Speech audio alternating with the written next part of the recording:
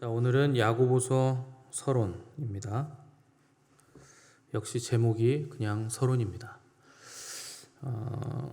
오늘부터 야고보서 강해를 시작하게 되는데 우리가 공동서신을 차례대로 강해하기 때문에 순서상 이제 야고보서로 넘어온 겁니다. 공동서신은 바울 서신 외에 야고보서, 베드로 전후서, 요한 1, 2, 3서, 유다서까지를 이제 공동서신이라고 부르는데 학자에 따라서 히브리서를 바울이 썼다고 생각하면 히브리서는 공동서신이 아닌 게 되는 거고, 또 바울이 쓴 게 아니다 이 의견을 채택하면 히브리서도 공동서신에 들어가게 되기 때문에 공동서신의 범주에 넣기도 하는 겁니다. 이 공동서신의 특징은 특정한 교회나 개인에게 보내는 편지가 아니라 전체 교회를 위한 서신이라 하는 뜻으로 공동이란 말을 서신 앞에 붙이게 된 겁니다. 이 공동서신들은 교회 시대 초기에는 별로 중요한 역할을 하지 못했던 서신들입니다. 특히나 야고보서 같은 경우에 초대교회 때부터 굉장히 많은 오해를 받았던 서신이고 정당한 평가를 받지 못했던 서신입니다. 야고보서의 저자는 예수님의 형제 야고보로 알려져 있고 성경에 보시면 야고보라는 이름이 3명이 나오는데 세베대의 아들이자 요한의 형제였던 야고보가 있고, 또 알페오의 아들 사도 야고보가 있고, 또 야고보서의 저자인 주님의 동생 야고보도 성경에 나타납니다. 이 초대교회 당시 야고보는 예루살렘 교회 기둥으로 여겨졌던 주님의 형제였는데, 예수님께서 승천하신 뒤로 초대교회 기둥은 딱 3사람으로 압축됩니다. 첫 번째가 수제자였던 베드로였고, 두 번째가 야고보서를 쓴 주님의 형제인 야고보, 세 번째가 주님의 모친이었던 마리아. 이렇게 3사람이 초대교회의 기둥 같은 존재들이었습니다. 언뜻 우리가 생각하기에 초대교회 수장은 베드로라 이렇게 생각하기가 쉬운데 그럴 것 같은데 이상하게 사도행전에 보면 예루살렘 공회의 수장은 베드로가 아닌 야고보였습니다. 야고보는 항상 이 초대교회 사도들의 의견이 분분할 때 최종적으로 권위를 가지고서 결론을 내려주는 사람이 이 공회의 수장이었던 야고보였습니다. 그러니까 뜻밖에도 초대교회에서 대단히 중요한 인물은 베드로가 아니라 야고보였다 하는 것을 우리가 사도행전을 통해서 알 수가 있습니다. 더군다나 사실 야고보는 예수님의 형제이면서도 주님이 이 땅에 계셨을 때 예수님을 믿지 않았다라는 평가를 받았던 사람이었습니다. 그런데도 초대교회 교인들은 야고보에게 가장 큰 권위를 부여했는데 주님의 형제 중에서 야고보가 주님과 가장 많이 닮은 형제였다라는 전승이 내려오고 있었기 때문에 높임을 받았다 이런 얘기가 있습니다. 상당히 일리 있는 말이죠. 형제니까 당연히 닮았을 것이고 또 예수님과 같이 자랐기 때문에 가장 예수님과 친근하고 비슷한 사람도 아마 야고보였을 것입니다. 이 초대교회 성도들과 예수님의 제자들은 주님을 아주 깊이 사랑했는데 야고보와 마리아를 보면서 그리운 예수님의 얼굴이 당연히 겹쳐 보였겠죠. 성령으로 잉태되긴 했지만 또 어머니의 태에서 잉태됐기 때문에 어머니는 닮았을 겁니다. 그래서 예수님의 얼굴이 겹쳐 보이는 이 마리아와 야고보에게 예수님이 어렸을 때는 어땠는지, 또 어떤 질문들을 했는지, 또 어떤 문제가 생겼을 때 예수님은 어떻게 반응하시고 행동을 하셨는지에 대해서 많이 물어봤을 겁니다. 궁금할 때마다 이 두 사람에게 물었을 것이기 때문에 이 두 사람이 초대교회 모든 사람들에게 굉장히 우러러 보였을 것은 우리가 충분히 납득이 갈 만한 얘기입니다. 근데 우리가 궁금한 것은 예수님이 실제로 땅에 계셨을 때는 믿지 않았던 야고보가 어떻게 초대교회 수장이 되었느냐 하는 데 있습니다. 이 부분에 대해서 사도 요한이 요한복음 7장 5절 보시면 그 형제들까지도 예수를 믿지 아니함이러라 이렇게 기록을 했습니다. 여기서 예수님의 형제들이 믿지 않았다 하는 말은 예수님이 일으킨 기적들을 믿지 않았다는 뜻이 아닙니다.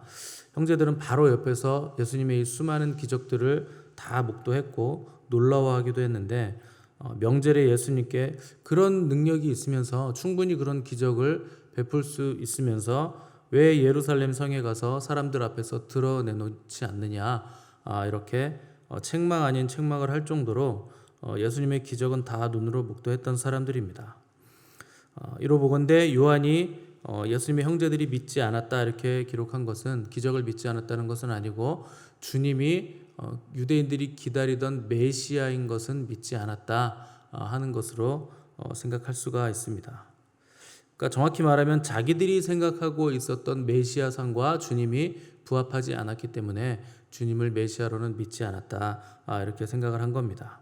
당시 유대인들이 생각했던 메시아는 다윗의 후손, 그러니까 다윗의 왕권을 가지고 굉장히 강력한 정치력과 군사력을 가지고 로마의 압제로부터 유대를 해방시켜줄 강력한 메시아를 기다리고 있었기 때문에 자기들이 같이 밥 먹고 같이 자라났던 예수님이라는 그 인물에 대해서 평가할 때 그런 강력한 메시아는 아니다 이렇게 생각을 한 겁니다. 근데 예수님께서 십자가에서 죽으시고 부활하신 뒤에 야고보는 마침내 주님을 믿게 됐는데 자기의 생각이 잘못되었다 하는 것을 비로소 깨달았기 때문에 그런 겁니다. 부활하신 주님은 곧바로 하늘로 올라가지 않으시고 40일 동안 제자들에게 여기저기 나타나시고 많은 것들을 가르쳐 주셨습니다. 오늘 읽은 고린도전서 15장 7절에 보시면 야고보에게도 나타나셨다 이렇게 기록을 해놨습니다. 야고보는 다른 제자들과는 달리 따로 개인적으로 독대하셔서 만나 주셨다 하는 겁니다. 5절에 게바에게 보이셨다 이렇게 썼는데 게바가 베드로거든요. 베드로에게 보이실 때는 갈릴리 호수에 있을 때 제자들과 함께 베드로를 만나 주신 것이기 때문에 개인적으로 독대하신 건 아닙니다. 그래서 주님께서 독대하신 사람은 야고보와 바울뿐인데 바울도 사실 주변에 사람들이 많이 일행들이 있었기 때문에 독대는 아니죠. 근데 또 독대하신 걸로 보려고 해도 바울에게 나타나신 것은 승천하신 이후에 나타나신 것이기 때문에 승천하시기 전에 홀로 독대한 사람은 야고보가 기록상으로는 야고보가 유일합니다. 왜 주님은 부활하신 후에 바로 승천하셔도 되는데 여기저기 제자들을 40일 동안 만나시면서 또 많은 가르침들을 주셨는가? 슬픔과 낙심에 빠져 있는 제자들을 위로하시기 위해서 제자들에게 나타나 보이셨고 또 초대교회 수장이 될 야고보 또 게바를 세워주시기 위해서 주님은 개인적으로 친히 이들을 만나 주신 겁니다. 유대 전승에 따르면 야고보를 독대하실 때 주님은 떡과 포도주를 가지고 나타나셔서 말씀하시길 야고보야 이제는 네가 나를 믿느냐 이 떡과 포도주를 이제는 받아 먹으라 이렇게 말씀하셨다고 전해집니다.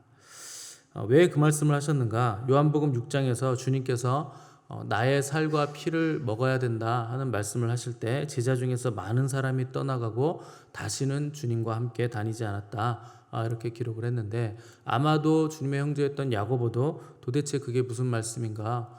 왜 식인 정도 아닌데 살과 피를 먹나? 이런 생각을 하면서 주님을 믿지 않았던 것으로 보여집니다. 그래서 주님께서 이제는 받아 먹으라고 하셨을 때 야고보는 이 받아 먹으라 살과 피를 먹는다 하는 것이 무슨 의미인지를 깨닫게 됐고 주께서 어찌하여 나를 이다지도 사랑하십니까? 이렇게 대답하면서 눈물을 흘리며 회개하고 떡과 포도주를 받아 먹었다 이렇게 전승을 통해서 전해지고 있습니다. 이때부터 야고보는 주님의 제자가 되어 평생을 주님을 위해 헌신하여 초대교회 수장으로 또 예루살렘 교회 일대 감독으로 자리매김을 하게 됐습니다.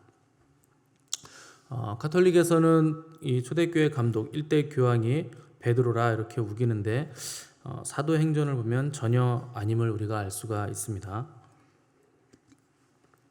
예루살렘 공의회 수장은 야고보로 사도행전에 기록되어 있기 때문에 그렇습니다.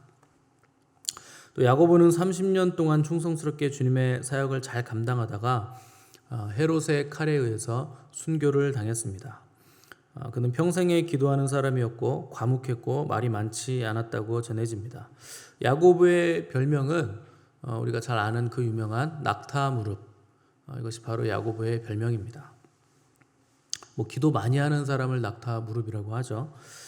예루살렘에 핍박이 발생했을 때 사도들은 전 세계로 흩어져서 선교를 했는데 야고보는 예루살렘에 머물면서 동족의 구원을 위해서 기도했고 매일 성전에서 무릎 꿇고 예수님을 믿지 않는 자기 동족의 죄를 위해 회개하는 바람에 무릎이 낙타 무릎처럼 변했다 해서 낙타 무릎이라는 별명이 야고보에게 붙은 겁니다. 자, 야고보서의 특징은 윤리적이고 훈계적이며 목회적이라 하는 데 특징이 있습니다. 문장의 형식을 보면 야고보서 전체가 5장이고 구절수로 따지면 108구절입니다. 이 108구절 가운데 정확하게 절반인 54구절이 명령형 문장으로 되어 있습니다. 명령형으로 써 있다 하는 것은 설득하거나 설명하지 않는다 하는 뜻입니다.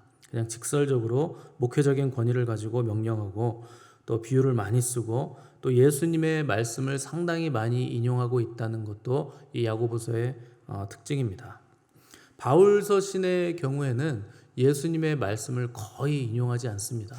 다 바울은 자기의 그 논지를 철학적인 그 설득력을 가지고 계속 주장하고 설명하는데 왜 그런가? 바울은 예수님이 이 땅에 계실 때 예수님을 따라다니던 사도는 아니었기 때문에 예수님의 말을 직접 들은 바가 없습니다.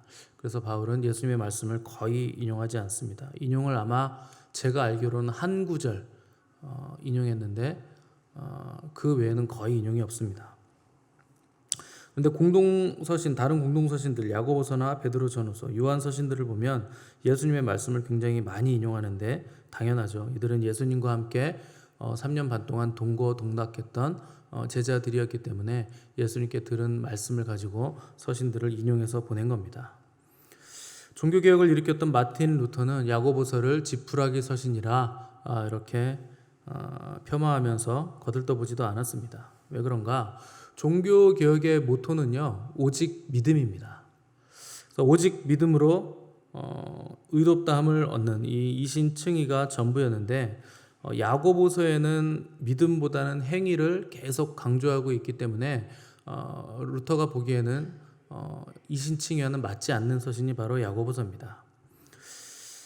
그런데 야고보는 믿음으로 의롭게 된 신자는 어떤 삶을 살아야 하는가에 대한 내용을 다루고 있는 겁니다. 그러니까 바른 신앙에 대한 내용들이기 때문에 다른 성경과 부딪힌다고는 또 볼 수가 없는 겁니다. 야고보는 진정으로 구원을 얻을 만한 바른 믿음은 어떤 믿음이고 어떤 행위를 가지는가 하는 것을 설명하려고 했던 겁니다. 그런데 야고보서의 이슈를 우리가 믿음이냐 행함이냐의 양좌 구도로 보려고 하는 사람들이 많으신데 야고보의 주장은 믿음과 행함은 동전의 양면처럼 둘 다 필요한 것이다. 때문에 하나만 선택할 수 있는 문제가 절대 아니다 하는 것을 지금 얘기하고 있는 겁니다. 믿음은 행함과 함께할 때 온전케 되고 또 지식적인 믿음으로는 구원에 이를 수 없다 하는 것이 야고보서의 핵심입니다. 그래서 야고보서는 현실적인 차원에서 더 깊은 믿음의 요구를 설명하고 있는 서신이고 살아있는 믿음은 혼탁한 물줄기를 거슬러 올라가는 거룩한 몸부림을 가지는 믿음이라 하는 것을 외치고 있는 서신입니다. 왜 야고보는 믿음을 논하면서 그러면 행위를 이렇게 강조하는 것인가? 당시에 믿음이 있다고 하면서 그 믿음을 증명할 만한 행위가 따르지 않는 사람들이 많았기 때문에 야고보가 이 서신을 쓰게 된 것입니다. 사람은 믿음이 있는 것처럼 위선을 떠는 것이 얼마든지 가능한 존재이기 때문에 자기 기만의 함정에 빠지지 않도록 하기 위해서 또 예수님의 진정한 제자로 살아갈 것을 독려하고 잠들어 있는 믿음을 깨우기 위해서 야고보가 기록을 한 것입니다. 그리스도인들의 삶은 평화로운 삶이 아니라 수많은 문제들이 끊임없이 발생하는 삶입니다. 하나의 산을 넘으면 또 하나의 산이 우리를 기다리고 있기 때문에 연속해서 나타나기 때문에 문제가 끊임없이 우리 앞에 나타난다는 겁니다. 왜 그런가? 우리 대적 마귀가 삼킬 자를 쉴 새 없이 찾아다니고 있기 때문에 당연히 우리가 믿음 생활을 잘 하려고 하면 이제 한 걸음 내디디려고 하면 마귀는 계속해서 문제를 일으킵니다. 마치 내가 신앙생활을 하는 게 잘못하고 있는 것처럼 착각을 일으키기 위해서 마귀는 계속해서 삼킬 자를 찾는 겁니다. 그래서 시험과 환난과 핍박은 기습처럼 우리의 인생에 계속해서 쉴 새 없이 나타나게 되는 겁니다. 이런 신앙인들의 삶에 있어서 야고보의 메시지는 그리스도인의 삶은 어떻게 살아야 되는가, 또 그런 문제들을 어떻게 풀어 나가야 되는가 하는 실마리를 제공해 주는 아주 귀한 서신입니다. 5장밖에 안 되는 짧은 서신이지만 아주 강력한 울림을 가지고 있는 메시지가 야고보서입니다. 우리가 야고보서의 메시지에 공감하며 귀를 기울여 야고보의 목소리를 오늘 우리가 듣는다면 이 수많은 질문들에 대한 해답을 이 서신을 통해서 우리가 찾아낼 수 있게 될 것입니다. 우리가 야고보서를 강의하는 동안 삶의 문제 앞에서 또 관계의 문제 앞에서 또 믿음과 행함이라는 선택의 문제들 앞에서 어떻게 하면 하나님이 기뻐하실까를 깨닫고 배우게 될 것입니다. 이 귀한 서신을 우리가 함께 강의하는 동안 여러분들에게 지혜가 생기기를 바라고 또 삶에 있어서 여러 가지 실마리를 찾게 되는 귀한 시간들이 되시기를 간절히 바랍니다. 함께 기도하겠습니다.